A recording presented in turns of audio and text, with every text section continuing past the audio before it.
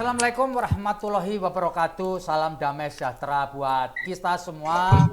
Om Swastiastu, Namo Buddhaya, dan salam kebajikan. Saya Feby Mahendra Putra, Direktur Pemberitaan Tribun Network. Kali ini akan ngobrol soal tragedi Kanjuruhan. Seperti kita ketahui, pada tanggal 1 Oktober 2022 yang lalu terjadi tragedi seusai pertandingan sepak bola Liga 1 antara Arema FC versus Persebaya di Stadion Kanjuruhan Malang yang menimbulkan korban sebanyak 712 orang, terdiri dari 135 orang meninggal dunia, 94 orang luka berat, dan 484 orang luka ringan dan sedang. Dalam rangka mencari, menemukan, dan mengungkap fakta terkait dengan terjadinya peristiwa di Stadion Kanjuruhan, pemerintah telah membentuk tim gabungan independen pencari fakta peristiwa Stadion Kanjuruhan Malang atau disingkat dengan TGIPF berdasarkan keputusan Presiden Republik Indonesia nomor 19 tahun 2022. Sejauh ini terdapat 6 orang yang telah ditetapkan sebagai tersangka, yaitu Direktur Utama PT Liga Indonesia atau PT LIP Ahmad Hadian Lukita. Selanjutnya adalah Ketua Panpel Arema FC Abdul Haris, Security Officer Suko Sutrisno, Kabak Op Polres Malang Kompol Wahyu Setio Pranoto, dan Ki-3 Brimob Polda Jatim AKP Hasdarman, dan Kasat Samapta Polres Malang AKP Bambang Sidik Ahmadi. Penyidik berencana melakukan ekshumasi 2 korban tragedi Kanjuruhan yang dimakamkan di Desa Sukolilo, Kecamatan Wajak, Kabupaten Malang pada hari Sabtu tanggal 5 November 2022. Sebagaimana kita ketahui, ekshumasi merupakan penggalian kuburan korban untuk keperluan otopsi karena para korban sebelumnya tidak pernah menjalani otopsi. Saya mulai dulu dari Mas Imam ini. Mas, bisa diceritakan nggak awalnya bagaimana keluarga korban Natasha Ramadhani 16 tahun dan Naila Anggraini, keduanya adalah putri dari Pak Devi atau Yulfitri, mengajukan ekshumasi, Mas? Silakan Mas Imam. Ya, terima kasih Mas Feby. Salam juga kepada Pak Polis dan Mas Rizal.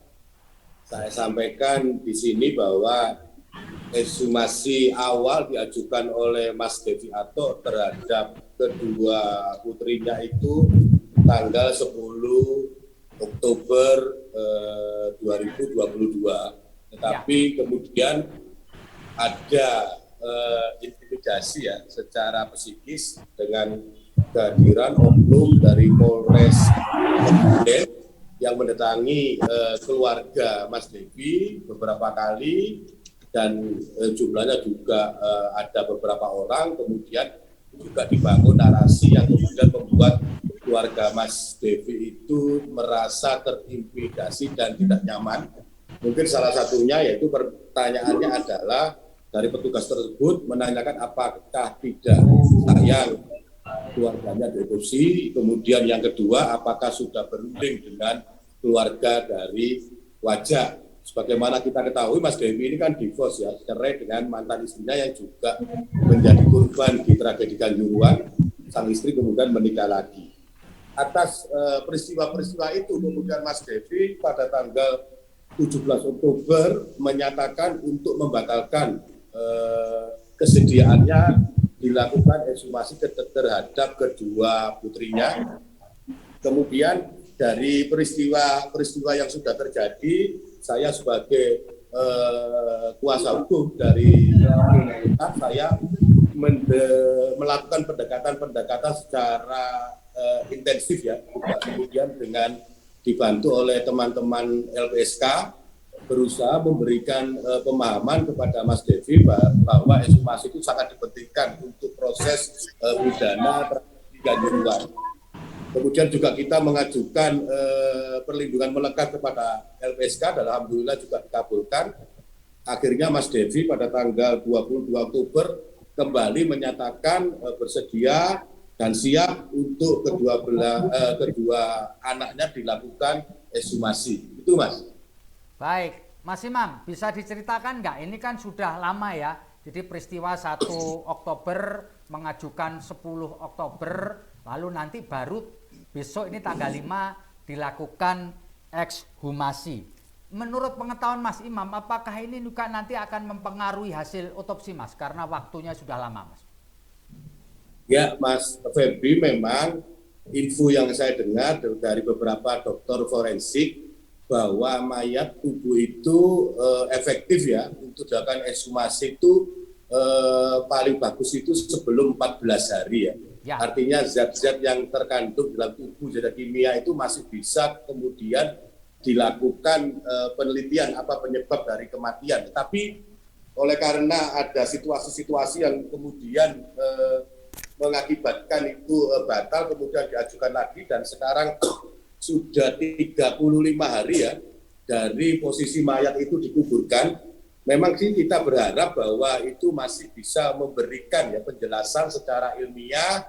Kemudian dari dokter forensik pun yang hadir, kita juga berharap karena mereka juga terikat sumpah jabatan supaya objektif, dan ini kita berharap benar-benar untuk keadilan akibat tragedi Kanjuruhan. Pada prinsipnya kita semua warga negara, masyarakat Kota Malang, dengan adanya ekshumasi atau otopsi ini kita ingin mencari titik terang penyebab kematian dari tragedi Kanjuruhan. Memang beberapa tim pencari fakta itu sudah menyatakan bahwa penyebab kematian adalah karena gas air mata yang sudah kedaluarsa.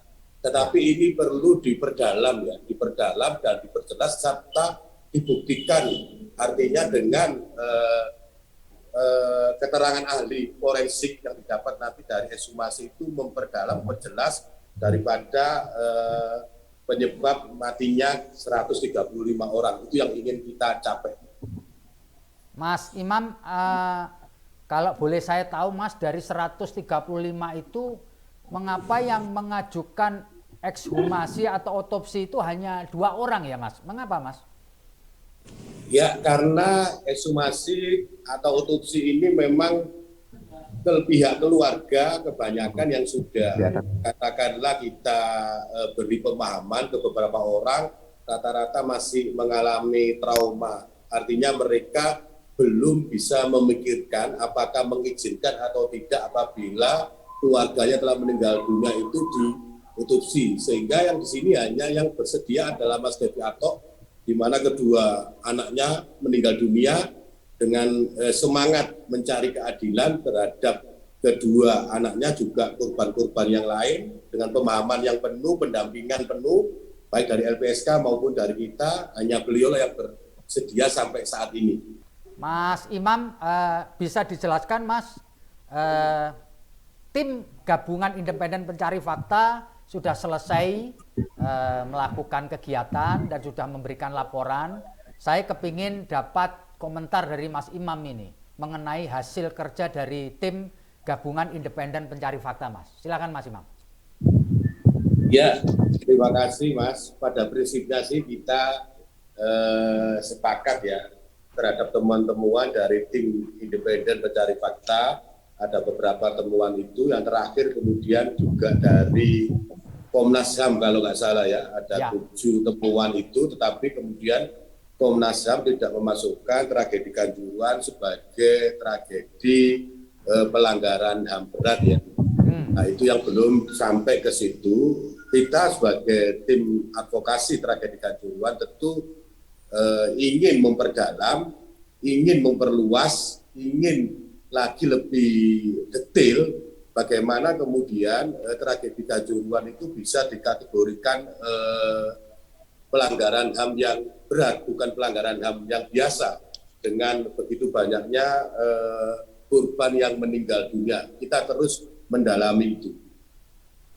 Mas Imam, apa yang nanti akan direkomendasikan oleh tim advokasi tragedi Kanjuruhan ini kepada pemerintah terutama dan kepada penyidik untuk mengungkapkan secara lebih jauh lagi, Mas, terkait dengan tragedi ini, Mas? Apa yang direkomendasikan? Ya, terima kasih. Kita berharap kemudian pertama kepada pihak Polri ya. Polri ini kan Polri yang presisi sekarang ini ya. Artinya tegak lurus untuk menegakkan keadilan, mengayomi, melayani, melindungi masyarakat. Saya berharap penyidik Polda Jatim ya. Di sini ada Pak Tutu Polis Ariana, tentu Bapak Kapolres kita di Polres Panjen. Sebenarnya kita ini kan linier ya dengan penyidik, dengan JPU nantinya ke depan. Artinya korban ini nanti di tingkat penyidikan itu diwakili oleh penyidik Polri, kemudian di persidangan diwakili oleh jaksa penuntut umum. Mari kita persamakan persepsi ya, artinya kita kembali berempati bagaimana kemudian tragedi ini bisa terjadi di luar kita kemudian tidak melindungi oknum-oknum ya, oknum-oknum yang kemudian tidak mendukung program Kapolri, Polri yang presisi. Artinya ini ada kesalahan di oknum bukan di institusi. Harapan kita ke depan, apalagi Pak Polisi ini kan Kapolres Panjen yang baru ya, artinya tidak ada keterkaitan, kemudian tidak ada beban beliau ini, ya toh. Nah, itulah kemudian kita minta supaya penyidikan ini berjalan lurus, tegak lurus dan adil sesuai yang sekarang ini kita tahu bahwa terhadap para tersangka 6 ini kan diterapkan pasal 359 ya. Ya. Karena kelalaiannya menyebabkan orang mati dan 360. Sebenarnya kita nggak sependapat. Cuma kita nanti ke depan minta ruang ya, mungkin diskusi, mungkin gelar dengan Pak Kapolri, dengan pihak Polda Jatim, juga dengan Kapolres Panjen, kemudian dengan JPU, bagaimana kemudian pasal yang diterapkan itu pas. Artinya kan kita demo beberapa kali, juga kita menyampaikan, saya sebagai advokasi berkirim surat ke Presiden, ke Kapolri, Menko Polhukam, juga ke Kejaksaan Agung, minta supaya penambahan pasal utamanya itu di 338 ya. Artinya ada kesengajaan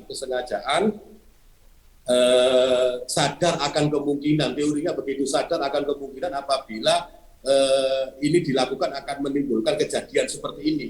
Kita ingin pemahamannya atau pemakaian pasalnya di 338 untuk eksekutornya, Mas. Artinya kan di sini kan belum menyentuh eksekutor ya, oknum, saya bilang oknum ya, oknum dari kalau nggak salah dari Brimob Polda Jatim yang menembakkan gas air mata itu kalau nggak salah dari TGIF itu 45 kali lontaran ya ke arah tribun.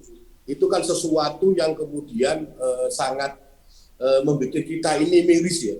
Apakah itu kemudian kita lari ke 340-nya, apakah itu kemudian sudah direncanakan oleh kalangan elit di atas, artinya Ketua PSSI, kemudian LIP, kemudian juga Presiden Arema SC, juga kemudian broadcasting, itu kan belum menyentuh ke sana, Pak. Artinya ini yang tersangka 6 ini, 359 ini kan saya melihatnya masih menengah ya, yang pelaku 338-nya belum, 340-nya belum tersentuh. Nah, itulah yang kita dorong terus kepada penyidik, juga kepada nanti persidangan jaksa penuntut umum. Saya tekankan sekali lagi bahwa kita ini linier ya. Artinya kita ini diwakili Polri di penyidikan, kemudian di sidang diwakili oleh jaksa penuntut umum. Jangan sampai di antara kita ini terjadi miskomunikasi ya.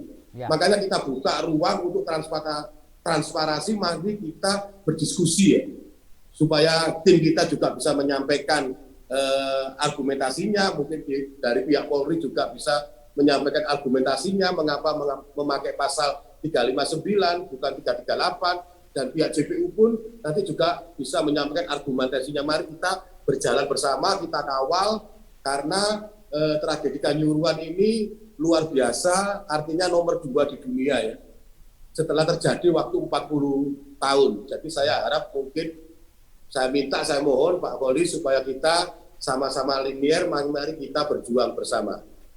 Baik, Mas Imam, bisa cerita dong sepanjang Anda mendampingi para korban sebagai ketua tim advokasi tragedi Kanjuruhan, kesulitan apa ya, Mas Imam, yang paling Anda rasakan selama ini? Ya, ada beberapa ya klien yang kita tangani memang rata-rata klien yang datang ke posko Tata itu masih mengalami rasa traumatis ya, ketika mereka masih ada rasa takut untuk menceritakan fakta kejadian yang sebenarnya. Akhirnya itu akan menyulitkan kita nanti di dalam pendampingan. Ya. Mau perwakilan di perdata itu yang sering kita alami selama ini ya. Ya. Terus kesulitan lain apa Mas selain dari trauma dari para klien untuk menceritakan? Adakah kesulitan lain yang dialami oleh tim advokasi Mas? Ya kalau sementara ini memang kita belum bisa kemudian membuka ruang transparansi baik kepada penyidik maupun kepada JPU, yaitu kita belum pernah ketemu satu meja. Itu mungkin yang kesulitan dan keinginan yang kita harapkan ya. Bagaimana kemudian kita menyamakan satu persepsi ya. Ya. Jadi yang diinginkan dari tim advokasi adalah bisa duduk satu meja dengan penyidik dan jaksa penuntut umum ya Mas Imam. Ya, untuk merumuskan mengenai apa dan bagaimana kemudian penanganannya dari tragedi Kanjuruhan ini. Supaya tidak kemudian timbul percikan-percikan ketidakpuasan terhadap Aremania, itu kan sangat riskan nanti ya. Ya. Ya, terima kasih. Pertama saya sampaikan kepada pihak kepolisian, juga kepada pihak dokter forensik Jawa Timur yang besok akan melakukan ekshumasi atau otopsi supaya mereka tetap di rel kejujuran, kebenaran, dan mereka juga terikat sumpah jabatan dan harus memahami juga bahwa pertanggungjawaban terhadap kerja-kerja mereka para dokter forensik itu nantinya dipertanggungjawabkan nggak di dunia aja, tapi juga di akhirat kelak. Itu yang pertama. Yang kedua juga harapan kita kepada penyidik, marilah kita bersama-sama transparan, berdiskusi, jangan sampai kemudian perkara yang sebenarnya itu belum sempurna sudah diajukan ke pihak kejaksaan, kemudian P21 akan menimbulkan nanti permasalahan yang baru dari Aremania. Itu harapan kita. Terima kasih, kita sudah di penghujung acara. Saya menyampaikan terima kasih kepada Mas Imam, kemudian Pak Kapolres dan Fanani. Kita berharap Bapak-bapak semua, tragedi Kanjuruhan ini adalah tragedi yang terakhir. Dan keluarga korban mendapatkan keadilan semaksimal mungkin dan Kepolisian Republik Indonesia kembali mendapatkan kepercayaan masyarakat.